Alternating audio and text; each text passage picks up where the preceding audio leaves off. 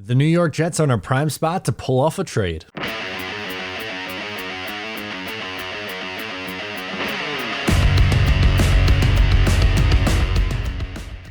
Hey, what's going on? I'm Matt O'Leary back with another video, and today I'm talking about the New York Jets and how they're in a really good spot to pull off a trade. Before we get started today, I just wanted to mention that you can follow me on social media at Matt O'Leary NY. If you haven't already, please make sure to check out the Just Jets podcast and the Clips channel. And of course, the Patreon. We are updating it with new content every single week, multiple times a week, with free agent signings, draft options, data, all tons of fun over there. Please make sure to check it out.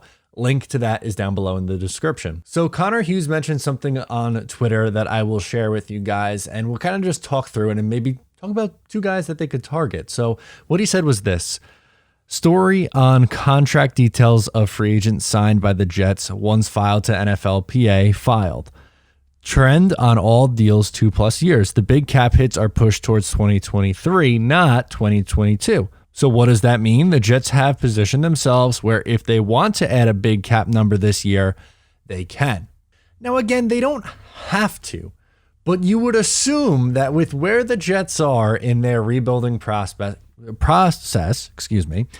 and with the number of assets that they have, they could then use some of those draft picks and trade them for established players, which is kind of like the conversation we had earlier in the week, I guess it was at this point, or last week, whatever the hell it was, about the Amari Cooper trade. Was okay, it only took a 5th round pick and a 6th round pick swap, and you're getting a number 1 receiver. Like, the Jets have the space to do something like that. And of course, at the time, I was saying, and this still stands true, it's all dependent on what the plan is, but this is just we're talking about opportunities here.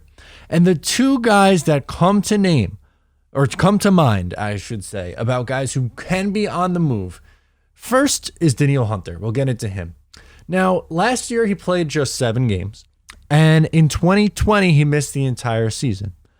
But he is healthy now, and before that injury, he pretty much played every single game, every snap of every game. And he still somehow is only 27 years old. He had 6 sacks in those 7 games last year, so he's a force to be reckoned with off the edge. And he had 14.5 sacks in 2018 and 2019. So the last 2 full seasons were 14.5 sack seasons. And through the 7 games that he did play, he was nearly at a sack a game, 6 sacks in 7 games. And again, I know missing time is not ideal. But if the medicals check out, the Jets have the luxury now with these draft assets to take a quote-unquote risk on someone who is going to be costly. He is going to cost the Minnesota Vikings a ton of money. And right now, the Vikings don't have the cap space to sign some of these guys that they are looking to sign. They had to extend Kirk Cousins, for goodness sake, to try to alleviate some room with some cap flexibility. These are the teams who could be taken advantage of. Last year, the Jets just signed Tyler Conklin off their hands. They traded Chris Herndon to him last year. They traded in the draft to move up for Elijah Vera Tucker. So maybe you call him up one more time. And Joe Douglas says, hey, I fleeced you a couple times. Let's do it one more time. Let's take, mid-round pick for Danielle Hunter or something crazy like that. Pick swap for Danielle Hunter. And you're going, all right, yeah, that's something that I can get on board with. Because when healthy and when on the field, he is an impact pass rusher, which is something the Jets need. And then once again, it alleviates the need going into the draft and years penciling in, okay, I have to take an edge rusher at pick 4 because I got nobody on the other side of Carl Lawson. And also Carl Lawson's coming off of an injury. And even if you did trade for Danielle Hunter, I don't know if that necessarily takes you out of the conversation of edge if you still wanted to do that, but it gives you more options in the first round to spend 2 top 10 picks on. The same could be said about the wide receiver position.